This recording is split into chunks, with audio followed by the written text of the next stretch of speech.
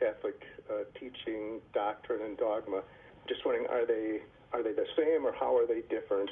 And then the second is, when I hear people both inside and outside the church talk about Catholic teaching and how they don't agree with this Catholic teaching, I assume you could also say it's God's teaching, and would we be better off calling it God's teaching? That would maybe give people a little more pause when they say they don't agree with it, if they had to say it was God's teaching rather than church teaching. Okay, yeah, thanks. Appreciate the question. So God teaches us directly in a number of ways. One of the ways that God teaches us is through the natural law, right? That there is a pattern imprinted on created being, a form that created beings have, whether that form be their humanity or their felinity if they're a cat, or their canininity if they're a dog, right? And we know humans and cats and dogs because they participate in that form. And I know the difference between Tom Price, who's a human, and the golden retriever that I saw before I walked in there, because they have different form, different nature. And I can discern rationally that there are some things that are good for Tom that are not good for the golden retriever, right? And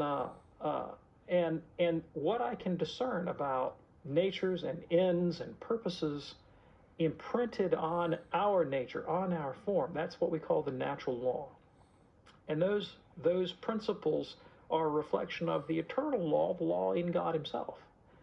And that is a kind of direct communication that God gives us, because all being bears a kind of likeness, a kind of semblance to God insofar as it exists, and he is the very act of being itself.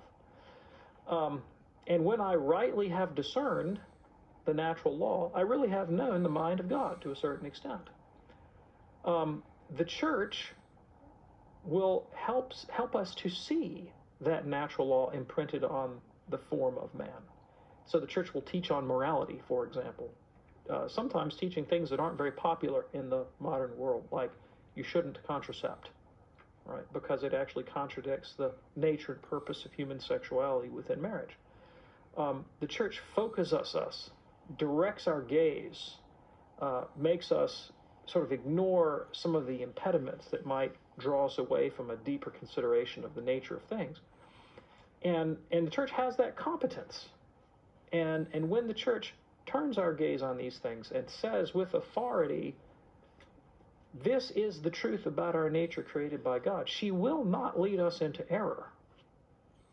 All right? The revelation is from God in nature. The teaching office of the church has the purpose of turning our eyes and our gaze to those truths imprinted on our nature directly by God. And she does not err when she does so. But that's different from saying, it's not like God is coming down and moving the hand or the lips of the Pope, so that everything the Pope says is divinely inspired. Right? It doesn't work that way. He's just superintending, guiding the church so that they can help clarify the teaching that he imprinted in the natural world. The same thing goes when the church interprets divine revelation. God speaks to us in Scripture and in sacred tradition, just like he speaks to us in nature. He gives exactly what he wants to communicate. It is divinely revealed, and it is without error. Right? That's the revelation that comes directly from God. When the church teaches about that revelation, the church teaching itself is not revelation as such, but it's a divinely guided aid that turns and focuses us on that data of revelation and teaches without error what we ought to see there. And so the teaching office of the church, which has divine authority, is given to us by God so that we can see clearly what he has revealed. Now, sometimes the church will do this and say, this is what God has revealed on this question. When the church does that, that's what we call a dogma.